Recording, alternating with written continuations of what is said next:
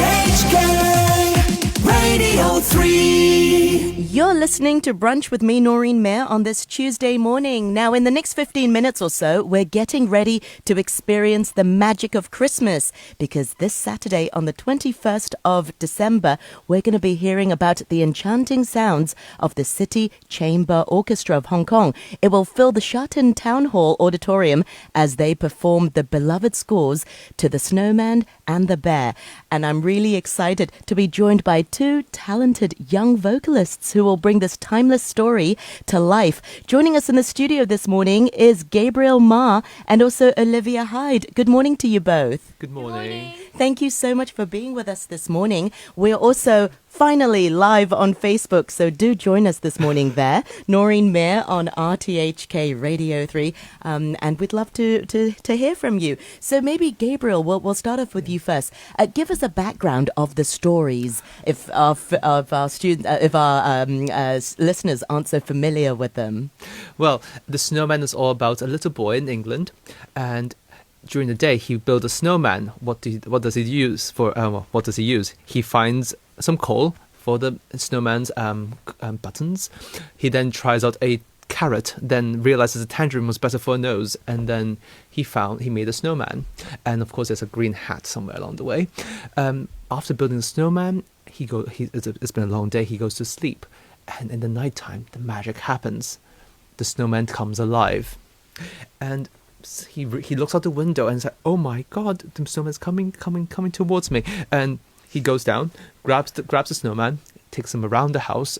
The most memorable part is that the snowman actually gets melted a little in the house, and that was, I think, it was a fireplace. I think he's trying on Dad's clothes or something. That too. And then in the end, he gets into the chiller and then recovers himself, collects himself, and then suddenly he realizes he wants to go up north, and he takes the boy, and they run out the back door, and up they fly. And that's where the song "Walking in the Air" comes into the whole piece. Then after that, after the song, they arrive at the North Pole and go through a very deep forest. And at the end is a big party. What did he find? What did they find? A whole bunch of snowmen having a big party, Christmas party, and in the middle it was Santa Claus. That's so magical. Thank you for the wonderful summary. I mean, it's magical enough to have one snowman, but imagine just surrounded by... It's just completely captivating. Well, there's for any guest. audience. There's a special guest at the end of our performance. We never know who might just come and visit. And Gabriel, let's go back to the beginning. You know, you were just 12 years old when you first performed "Walking in the Air" in the Snowman. How did that experience sort of shape your decision to pursue a career in music and singing? I think it's very instrumental. I sang in the choir since age 3, and then in the Egyptian's choir in Hong Kong, and that was the reason why I was then invited and recommended, then auditioned for the role of the Snowman. After that, I just realized I love this limelight, and that's why I wanted to sing. Later on, it turned much more into I want to share music, and that's a path of growth. That's the reason why later on, and even today, what I want to do is share the love and the joy that comes with music and comes with singing. Absolutely. Gabriel is a wonderful educator also to share his joy and love for music. Olivia, congratulations for being selected for the solo in The Bear. How did it feel when you first learned? I think it was amongst 80 candidates. Yes, there were many, and it was very nerve-wracking. But me and my mom came really fast, so we came early just to come first, so there's less nerves kicking in, and we were it was really nice. And standing there next to the grand piano and just singing was really nice, and we loved it. Yeah, what was the preparation process like for you? How have you sort of prepared for the performance? Oh, me and my mom practice every day. She's a music teacher herself, so she tells me tips on what's wrong and how the pitch is sometimes wrong and the rhythm could be better. And then I have other 2 music teachers, singing teachers, that help me. Yeah, they're very good. That's amazing, because it's sort of time consuming to be preparing for a performance. Are there sort of any techniques or any special routines that you've sort of incorporated for this? I mean, because I'm 12, there's no a full routine, but I do a 10-minute warm up, and then I just dive into the song, and that's just about it. And I'm just singing and Yeah. And what about for you then, Gabriel? What sorts of memorable moments can you share with us from your time of performing the Snowman? Well, I can remember I was ill. I had a flu a week before the performance. That's like every sort of performer's nightmare, to be sick before the performance. Well, that and my mother's headache, and then it was Leanne blew a gasket because she was like, "Mrs. Ma, what are we going to do?" That sort of thing. Well, I recovered 3 days before the performance, and I was very tired when I was performing, but well, I came through. Exactly. And also, I think the energy from the audience is also, you get that sort of energy from the performance. Very much. Yeah. And also, what about for you, Olivia? You're also a secondary school student, sort of balancing your academics, your schoolwork, and also your singing career. How have you been doing that? Well, I if I need help, I always ask my parents for help, and I just try to finish my work, and then I just like do whatever I want to, and then like I sing. So singing like takes my mind off the academics and things I need to do. It's really nice. Yeah. And talk us through your own sort of singing journey and your own performance journey. I also read you're a keen dancer as well. How do you sort of balance all the performance, and what do you do? Well, I first started in year 4, which was like 4 years ago, when I had to like sing for a Chinese competition, and then like I started to enjoy singing, and I have an older brother called Henry, and his music teacher called Ms Grant. She was the one that inspired me to sing. Jacqueline. Oh yeah, Yes, Jacqueline. Yes, I know her too. She was Yeah. my choir teacher too. Oh, wow. For a She's time in brilliant. ESF. She's a wonderful I love guest it. on the Yeah. program too. I believe she's still in Hong Kong. Oh yes. But yeah, and then she was the one that inspired me to sing, and then I've been singing ever since then. And sometimes I go to competitions, such as the Lumi Voce competition called the Voices for the Planet, and it's a very famous competition. It's pretty good, and I always come towards the top 3. But now I'm like volunteering with them, and they're a charity, and they do a really good job. Yeah. What sorts of volunteering work do you do with them? Well, I was working at an event, like interacting with people, because I'm very friendly, and that's like what I do really well.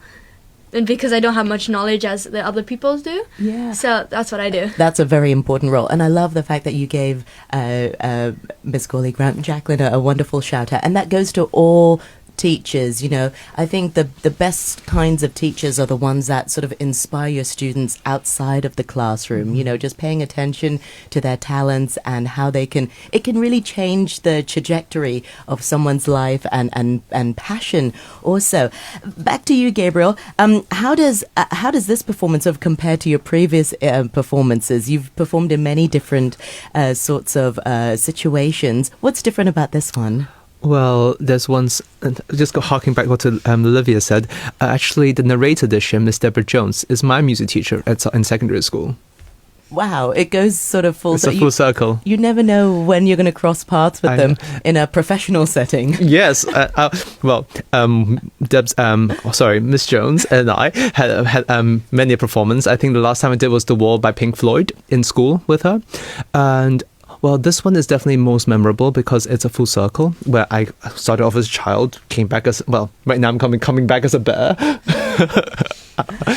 And definitely it's different from an opera or an oratorio performance I've encountered, and definitely different from recital setting. But this is definitely you have the full set. You have a movie projection where the audience can see the performance. You have a full live orchestra. You have lovely singers such as Olivia singing in front, and the conductor. So it's very interactive, and I think that'd be very good for the audience to enjoy. Yeah, I also know that you know this whole performance super well already.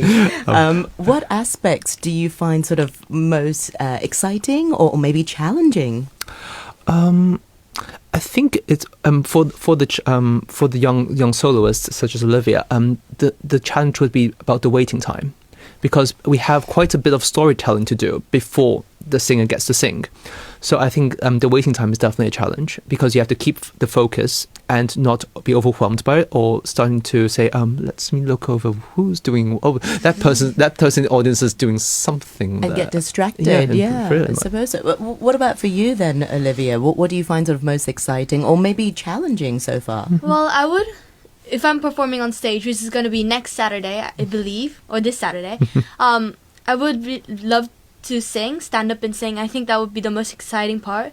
as Gabriel said, I think maybe like sitting there and just waiting and concentrating is going to be a bit hard, because like you want to listen to the story and you want to be like interactive, but then you can't because you're in that chair.